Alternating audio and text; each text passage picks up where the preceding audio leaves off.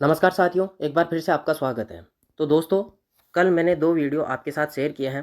पहला था rank wise cut off को लेकर कि भाई इसमें एलडीसी की जो एग्ज़ाम लगा हुआ है, डीवी के लिए जो शॉर्ट लिस्ट कैंडिडेट हुए हैं तो उनकी कितनी कट ऑफ रह सकती है तो फ्रेंड्स। और दूसरा था डीवी को लेकर कि भाई जो डॉक्यूमेंट वेरिफिकेशन आपके होने जा रहे हैं होंगे आने वाले टाइम पे, तो उस डीवी में कौन कौन से डॉक्यूमेंट्स की आवश्यकता आपको होगी और कौन कौन से डॉक्यूमेंट्स में अगर कोई कमी है तो वो आप कंप्लीट कर सकते हैं, अभी आपके पास समय है। तो फ्रेंड्स, जो रैंक वाइज कट ऑफ का वीडियो मैंने बनाया है तो मेरी समझ के आधार पर एनालिसिस करके और एक सॉफ्टवेयर की मदद से ही ये संभव हो सकता था। सॉफ्टवेयर की मदद से मैंने तैयार किया है, क्योंकि सॉफ्टवेयर की मदद से जो कॉमन कैंडिडेट्स है अदर कैटेगरीज में, तो उनको रिमूव करके एक अनुमान तैयार किया गया है मोटे मोटे तौर पर। अब फ्रेंड्स, मैं ये दावा नहीं करता कि जो मैंने ये बता दिया वहीं सत्य होगा, यह सिर्फ एक अनुमान है। मैं इतना कह सकता हूँ कि जो मैंने रैंक बताई है वो लगभग उसके आसपास ही रैंक के कट ऑफ जाने की संभावना है, क्योंकि जो कट ऑफ बताई है वो लगभग सेफ जोन वाली मैंने बताई है।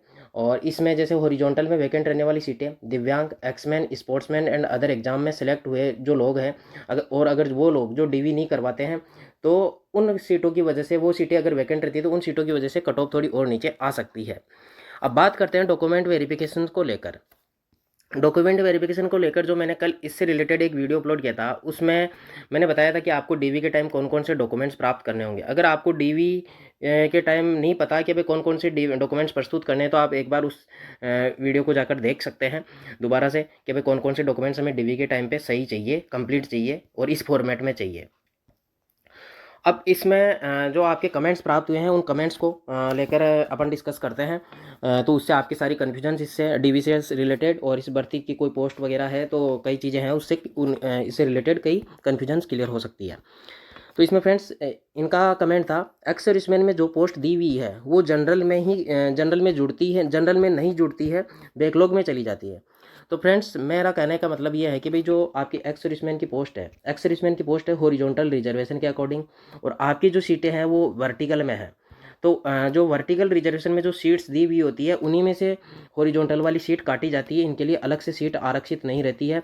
ये एक प्रतिनिधित्व होता है। जैसे एक्स सर्विसमैन की 200 सीट इन्होंने फिक्स कर दी जनरल कैटेगरी से, तो 200 एक्स सर्विसमैन जनरल कैटेगरी में आ जाने चाहिए, चाहे कम कट ऑफ में आए चाहे ज़्यादा नीचे से उठाने पड़े, कट ऑफ आपकी जो चली गई है उससे नीचे आना पड़े चाहे बोर्ड को, वहाँ से ये टोटल 200 लेने होंगे अगर उपलब्ध है वहाँ तो। अब जैसे पास ही नहीं हुए तो एक अलग बात है, फिर उन सीटों पे जनरल कैटेगरी वाले लोग ही चले जाएंगे। जिस कैटेगरी की जो पोस्ट होगी वह उसी कैटेगरी में मर्ज हो जाएगी। जैसे एससी की सीट वैकेंट रहती है तो एससी में, एसटी की वैकेंट रहती है तो एसटी में, जनरल की वैकेंट रहती है तो जनरल में, इसी प्रकार कैटेगरी वाइज संबंधित उसी में वो हो जाएगी, मर्ज हो जाएगी। अब इनका नेक्स्ट है ये कमेंट, आप यहाँ देखें, हेलो सर मैंने बीएससी की और उसके बाद प्राइवेट एमए की है, तो सीसी बीएससी वाले कॉलेज से बनवाना है या फिर जहाँ से प्राइवेट एमए की है वहाँ से। तो ये बोल रहे हैं कि भी जो कैरेक्टर सर्टिफिकेट है तो कैरेक्टर सर्टिफिकेट कहाँ का बनवाना है, क्योंकि इन्होंने प्राइवेट एमए करी है। तो फ्रेंड्स, इसमें प्राइवेट जहाँ से आपने करी है वहाँ का कैरेक्टर सर्टिफिकेट नहीं बनवाना होगा। पहले तो बात करते हैं कैरेक्टर सर्टिफिकेट। कैरेक्टर सर्टिफिकेट आपके टोटल 3 लगेंगे। पहला कैरेक्टर सर्टिफिकेट तो वहाँ से लगेगा जहाँ से आपने लास्ट कॉलेज या लास्ट स्कूल की है, वहाँ का कैरेक्टर सर्टिफिकेट लगेगा। और 2 कैरेक्टर सर्टिफिकेट गेजिटेड ऑफिसर से, राजपत्रित अधिकारी से अटेस्टेड करवाकर वो लगाने होंगे। वो तो लगेंगे आपके ओरिजिनल, और इसकी लगती है फोटोकॉपी, क्योंकि ये तो बाद में एक ही बार बनता है, फिर आपको वहाँ से दोबारा थोड़ी बनवाने जाओगे, उसकी फोटोकॉपी लगानी होती है और ये बार बार काम में आता रहता है लास्ट कॉलेज और स्कूल का कैरेक्टर सर्टिफिकेट। तो जहाँ से आपने रेगुलर की है, रेगुलर डिग्री की है जहाँ से, या फिर रेगुलर स्कूलिंग की, अगर बाद में प्राइवेट डिग्री, प्राइवेट कॉलेज कर ली, तो आपका स्कूल वाला कैरेक्टर सर्टिफिकेट लगेगा इसमें। अब इसके अंदर आगे बात करेंगे, सर 10th की मार्कशीट और सर्टिफिकेट अलग अलग होते हैं। तो फ्रेंड्स, कई बोर्ड्स में क्या होता है, जैसे 10th की मार्कशीट और 12th की मार्कशीट, इसमें जैसे ओपन बोर्ड है, ओपन बोर्ड में दोनों फॉर्मेट एक में ही होते हैं।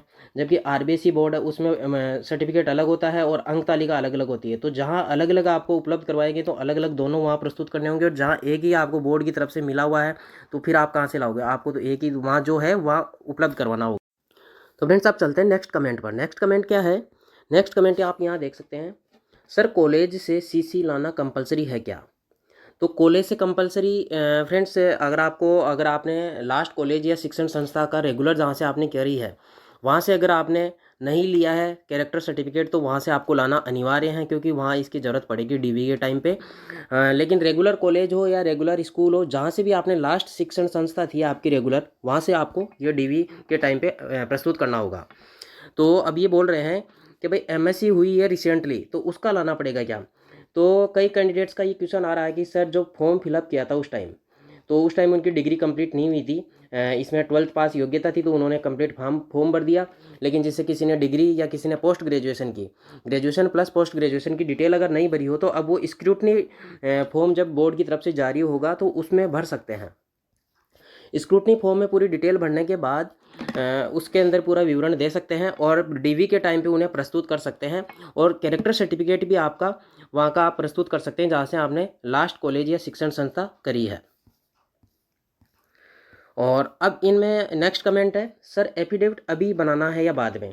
तो फ्रेंड्स एफिडेविट अभी आपको नहीं बनाना है, एफिडेविट बनाना है स्क्रूटनी फॉर्म जब आपका आ जाएगा तो उसमें प्रॉपर फॉर्मेट दिया हुआ होगा, उस प्रॉपर फॉर्मेट के अकॉर्डिंग ही आपको एफिडेविट बनाने हैं। जो भी एफिडेविट बनेंगे आपके, एक तो फोर्थ डॉक्यूमेंट्स वाला जो आपके दस्तावेज वगैरह है वो सब आपके एक्यूरेट है, कोई भी जाली नहीं है, झूठा नहीं है, सब एक्यूरेट है और सब वास्तविक है। तो इससे रिलेटेड एक एफिडेविट होगा, एक संतान से संबंधित एफिडेविट होगा। और फ्रेंड्स अभी आपको मेडिकल सर्टिफिकेट प्लस चरित्र प्लस पुलिस वेरिफिकेशन अभी आपको ज़रूरत नहीं पड़ेगी। जब ज्वाइनिंग के टाइम पे जिस डिपार्टमेंट में आप ज्वाइनिंग करोगे उस टाइम उस पर police verification plus medical certificate की ज़रूरत पड़ती है। नेक्स्ट कमेंट देख सकते हैं। नेक्स्ट कमेंट में इन्होंने पूछा है अभी एमएससी कर रहा हूँ, कैरेक्टर सर्टिफिकेट कहाँ से बनवाना होगा। तो फ्रेंड्स जहाँ से एमएससी कर रहे हैं तो अभी तो ये प्रेजेंट में चल रही है, तो वहाँ से नहीं लेना आपको, जहाँ से लास्ट कॉलेज या स्कूल कर चुके हैं वहाँ से लेना है आपको। और इससे पहले आप देखो यहाँ पर, बट इससे पहले बीएड की है इन्होंने, कि भाई एमएससी चल रही है और उससे पहले बीएड की है इन्होंने, वहाँ से उन्होंने और फॉर्म में उसको भरा नहीं है। तो कोई बात नहीं, जहाँ से बीएड करिए वहाँ से लाना है आपको।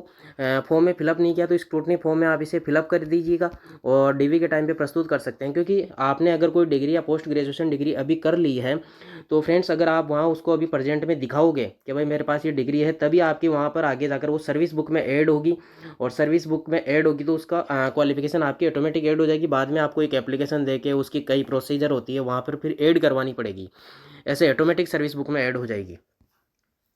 नेक्स्ट इन ये पूछ रहे हैं ईडब्ल्यूएस जो सर्टिफिकेट है वह 2022-23 का सेंट्रल प्लस स्टेट का है और 2024 का न्यू बनवाना है क्या। तो फ्रेंड्स आपका जो सर्टिफिकेट होता है वो ओबीसी और ईडब्ल्यूएस दोनों का सेम रूल है। इसमें क्या है कि भाई दोनों 3-3 साल के लिए वैलिड होते हैं और ये कब के होने चाहिए, ये होने चाहिए जब आपकी फॉर्म भरने की दिनांक लास्ट डेट थी उस लास्ट डेट से पहले पहले के होने चाहिए थे। तो अगर आपने इस लास्ट डेट से पहले का बनवा रखा था और आपने न्यू नहीं बनवाया था उस टाइम, अगर क्योंकि लास्ट डेट तक 1 साल पुराना होना चाहिए, कि जो आपकी लास्ट डेट है उससे पहले का 1 साल पुराना होना चाहिए, वहाँ तक मांग रहे हैं ये। तो अगर उससे ज़्यादा पुराना है आपका तो आप ये तो प्रमाणित हो रहा है उससे कि भाई आप ओबीसी या ईडब्ल्यूएस के कैंडिडेट थे, लेकिन अब आप रिन्यू करवा लीजिए, उसको नया बनवा लीजिए। और फिर डीवी के टाइम पे स्क्रूटनी फॉर्म में भी दोनों को अटैच कर दें और डीवी के टाइम पर भी आप इनको दोनों को अटैच करें। वहाँ डीवी के टाइम पे दोनों को आपको लेके जाना है, क्योंकि पुराने वाले से तो आप ये प्रतीत होता है कि भाई आप ओबीसी या ईडब्ल्यूएस के थे, और नए वाले में आपसे जब वो मांगेंगे कि भाई नया लाओ, इस वित्तीय वर्ष का लाओ, ये तो पुराना है, तो उस टाइम या तो आपको एफिडेविट लगाना पड़ेगा, लेकिन आप एफिडेविट में लगभग आपके 150 रुपये के आसपास वैसे खर्च हो जाएंगे और इसे आपके लगभग 300-350 रुपये के आसपास तो वैसे ही बन जाएगा। तो अब आप इसमें आपके पास ऑप्शन है, आप एफिडेविट भी दे सकते हैं, नया भी बनवा सकते हैं, जो भी आपकी जैसा आपको डिसीजन अच्छा लगे वैसा कर सकते हैं।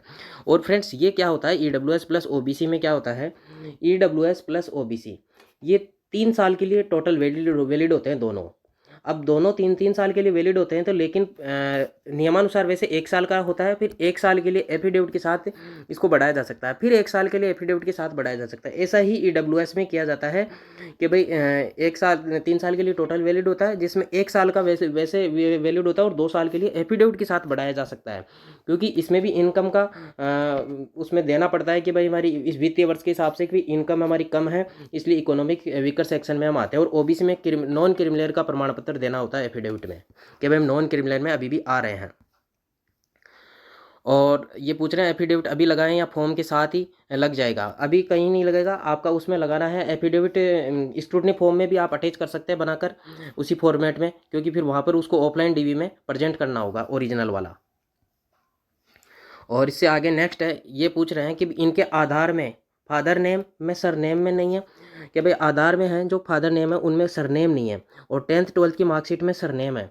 तो फ्रेंड्स मैं आपको एक बात बताना चाहता हूँ कि जहाँ तक पॉसिबल है आपको सारे डॉक्यूमेंट्स रेडी कर लेने चाहिए और करेक्शन सारे अभी करवा लेने चाहिए। फिर भी अगर आपसे कोई करेक्शन वगैरह नहीं हो पाता है और फिर भी कोई छोटी मोटी कमी रह जाती है तो आपको उस टाइम डीवी से बाहर नहीं किया जाता है।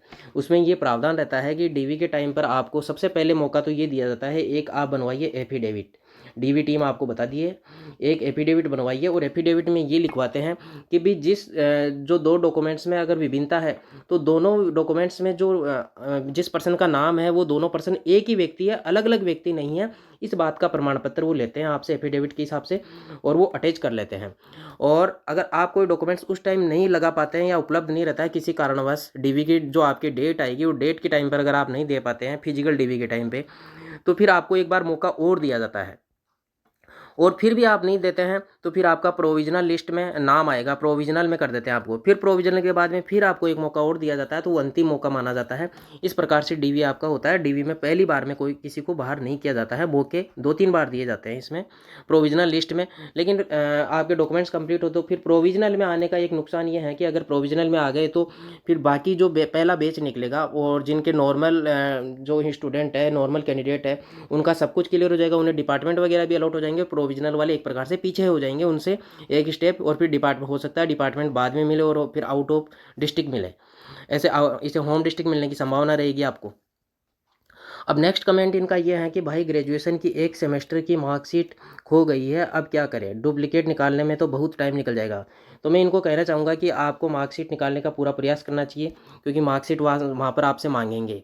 क्योंकि ज़्यादा से ज़्यादा वो आपको बोल देंगे कि आप बाद में 10 दिन बाद में या दोबारा डेट आएगी तब जमा करो, तो करवानी तो पड़ेगी आपको जमा। तो इसलिए आपको पहला प्रयास तो ये करना चाहिए कि भी वो डुप्लीकेट मार्कशीट निकलवानी चाहिए।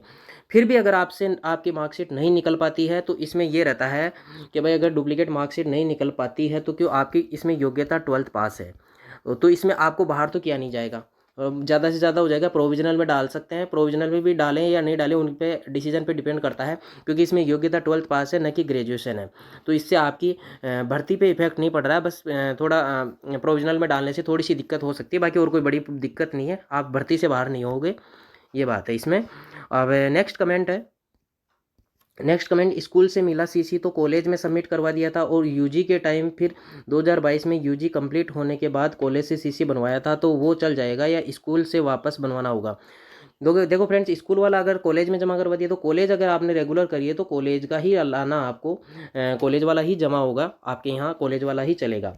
लेकिन अगर आपने स्कूल रेगुलर करी है और कॉलेज प्राइवेट करी है तो फिर आपको स्कूल वाला दोबारा निकलवाना है अगर आपके पास नहीं है तो, और वो सबमिट होगा आपका क्योंकि रेगुलर शिक्षण संस्था का ही, रेगुलर जहाँ आपने करी है डिग्री वगैरह तो वहीं का सबमिट करवाना अनिवार्य है। और इन्होंने वो ये बोल रहे भाई प्राइवेट कॉलेज के तो उसके पास सीसी नहीं हो, कहाँ से बनवाएं, जहाँ से रेगुलर करिए वो मैंने बता दिया है, रेगुलर शिक्षण संस्था से ही होगा। नेक्स्ट ये पूछ रहे हैं स्कूल से मिला सीसी तो कॉलेज में, ये अपन कर चुके डिस्कशन। अब ये पूछ रहे हैं कि बीएससी वाली डिटेल भरी है, फॉर्म फिलिंग में बीएससी वाली डिटेल भरी है लेकिन अभी तक बीएससी की डिग्री नहीं आई है मेरी, तो क्या करना है इसका, बीएससी 2022 में हो गई थी। तो फ्रेंड्स आपको मैं बोलना चाहूँगा अगर आपने कोई डिग्री की डिटेल भरी है और डिग्री अभी तक लाई नहीं है तो वो आपकी लापरवाही है, आपको जाकर लेनी पड़ेगी, डिग्री लानी पड़ेगी, डिग्री लेके आइए। और क्योंकि डीवी के टाइम पे आपसे मांगी जाएगी, लेकिन फिर भी आपका उसमें फिर क्या प्रोविजनल लिस्ट में आने का बाहर नहीं होंगे आप, लेकिन प्रोविजनल में डाल सकते हैं। प्रोविजनल में होने से आप जानते हो फिर पीछे हो जाएंगे, बैच से पीछे हो जाएंगे, फिर होम डिस्ट्रिक्ट वगैरह ये आपको डिपार्टमेंट वगैरह वो बाद में अलॉट होंगे जब प्रोविजनल वालों का सोल्यूशन होगा पूरा एक साथ, फिर आपको सिंगल सिंगल अलॉट नहीं होंगे। अब इससे नेक्स्ट पे चलते हैं तो ये बोल रहे हैं general rank 1762 OBC male category percent chance and what about DV call widow only 4 selected, तो उनके अराउंड 120 वैकेंसीज रेस्पेक्टिव कैटेगरी को ही अलॉट होगी ना। तो फ्रेंड्स मैं बताना चाहता हूँ कि जो विडो महिला हैं और डाइवोर्स महिला है, अगर इसमें विडो की अगर सीट वैकेंट रह जाती है तो वो डाइवोर्स को दी जाएगी, और अगर डाइवोर्स में सीटें ज़्यादा रह जाती है और ये सीटें फिल नहीं हो पाती तो विडो को दी जाती है। अगर इन दोनों को मिला के ही प्रॉपर पूरी महिलाएं उपलब्ध नहीं हो पाती और फिर सीटें बच जाती है तो वो सीटें जनरल जो जिस कैटेगरी की महिला है उसी कैटेगरी की महिलाओं को अलॉट की जाएगी, उन महिलाओं को अलॉट की जाएगी और महिलाओं की सीटें भरी जाती है। और फिर भी अगर महिलाओं से वहाँ से भी सीटें बचती है तो फिर वो जनरल उस कैटेगरी के मेल कैंडिडेट को उस कैटेगरी वाले में आ जाती है, लेकिन महिलाएं उपलब्ध हो जाती है अब लगभग सभी सीटें महिलाओं की भर जाती है, खाली वैकेंसी रहती नहीं है। विडो और डाइवोर्स की रह सकती है, तो वो महिलाओं को दे दी जाएगी उसी संबंधित कैटेगरी में। और ये कैरेक्टर सर्टिफिकेट का पूछ रहे हैं कि लास्ट कॉलेज गवर्नमेंट कॉलेज 2016 में करी थी इन्होंने, और लास्ट कॉलेज तो वहाँ का बनवाना पड़ेगा क्या। तो चाहे आपने 2013 में करी हो, चाहे 2016 में करी हो, चाहे 2018 में, जब भी आपने लास्ट कॉलेज करी थी तो वहाँ का आपका सीसी कैरेक्टर सर्टिफिकेट आपका चलेगा, वहीं का बनवाना पड़ेगा। अब फ्रेंड्स इसमें चरित्र प्रमाण पत्र का आप इसमें आपका जो नोटिफिकेशन है, उस नोटिफिकेशन में पेज नंबर 10 पर जाकर देख सकते हैं। जो नोटिफिकेशन आपका आया था उसमें चरित्र प्रमाण पत्र से संबंधित ये वाली चीज़ दे रखी है। ये यहाँ पर देख सकते हैं कि भाई लास्ट कॉलेज या स्कूल का प्रमाण पत्र, और वहाँ जहाँ से आपने शिक्षा अंतिम शिक्षा प्राप्त करी हो, रेगुलर कॉलेज से, और आवेदन पत्र की दिनांक से 6 महीने का पहले का नहीं हो। जो दो आप चरित्र प्रमाण पत्र बनाओगे वो आवेदन से 6 महीने पहले के नहीं होने चाहिए। तो ये इसमें चरित्र प्रमाण पत्र का दे रखा है। बाकी नेक्स्ट जो 16 नंबर पेज है, 16 नंबर पेज में अभ्यर्थियों के प्रमाण पत्र से संबंधित इसमें गाइडलाइन दे रखी है। आप नोटिफिकेशन में जाके देख सकते हैं, पेज नंबर 16, पेज नंबर 17 और पेज नंबर 18। इसमें आपके EWS OBC के जाति प्रमाण पत्र या इकोनॉमिक वीकर सेक्शन या SC ST के जो प्रमाण पत्र है उनके बारे में दे रखा है पूरा टोटल, कि कब तक वैलिड होगा, कब तक का होना चाहिए, जो भी पूरा विवरण है इसमें दे रखा है। अब इसमें आपको दे रखा है कि भूतपूर्व सैनिकों के पदों का इसमें विवरण दे रखा है कि अगर उत्कृष्ट खिलाड़ियों की इनमें की भी सीटें खाली रह जाती है, अगर जैसे एक्स सर्विसमैन की सीटें खाली रह जाती है तो वो किनको दी जाएगी। एक्स सर्विसमैन की सीटें अगर खाली रह जाती है तो वो जो जिस कैटेगरी में से इनकी सीटें भरी जानी थी उसी कैटेगरी को ये सीटें दे दी जाएगी। जैसे OBC के एक्स सर्विसमैन है 200, तो वो 200 सीटें OBC के जनरल सीटों में, OBC की जनरल सीटों में काउंट हो जाएगी, जनरल मेल वाली में। तो फ्रेंड्स ये है। और ये आपका DV कौन कराएगा, DV करवाएगा आपका, इसमें दे रखा है प्रशासनिक सुधार विभाग के माध्यम से करवाया जाएगा। और इसमें कनिष्ठ सहायक के पद पर इसमें पूरा दे रखा है कि शासन सचिवालय, लोक सेवा आयोग और अधीनस्थ विभागों के लिए ये DV करवाएगा प्रशासनिक सुधार विभाग। और डिपार्टमेंट अलॉटमेंट का काम भी यह विभाग ही करेगा। तो फ्रेंड्स ये लगभग आपके जितने भी क्वेश्चन थे उन पे अपन ने लगभग डिस्कशन कर लिया है। और आपको ये जानकारी अच्छी लगी है तो आप चैनल को सब्सक्राइब कर लें और वीडियो को लाइक ज़रूर करें। और फिर भी आपकी कोई कन्फ्यूजन है तो आप है ना कमेंट सेक्शन के माध्यम से पूछ सकते हैं। ओके, धन्यवाद।